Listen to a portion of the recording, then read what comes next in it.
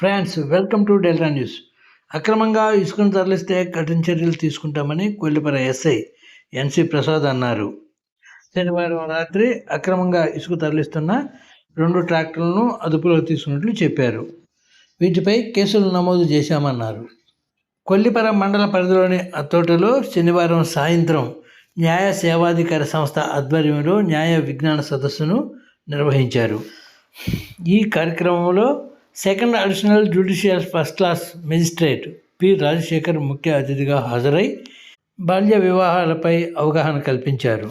ఈ కార్యక్రమంలో జనసేన నాయకులు, అత్తోట ఉప సర్పంచ్ దివ్వెల ఏడుకొండలు పాల్గొని అవగాహన కల్పించారు.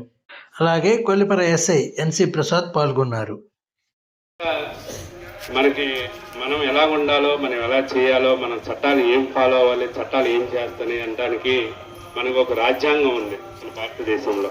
ఆ రాజ్యాంగం ప్రకారం మనకి కొన్ని హక్కులు, కొన్ని విధులు ఇవ్వడం జరిగింది. కానీ మనకి ఇచ్చిన మేరకు, మన పరిమితి మేరకు, మన పరిధి మేరకు ఆ హక్కుల్ని, విధులను వాడుకోవాలి. కానీ మనం ఇష్టం వచ్చినట్టు చేయడానికి, హక్కులను వినియోగించడానికి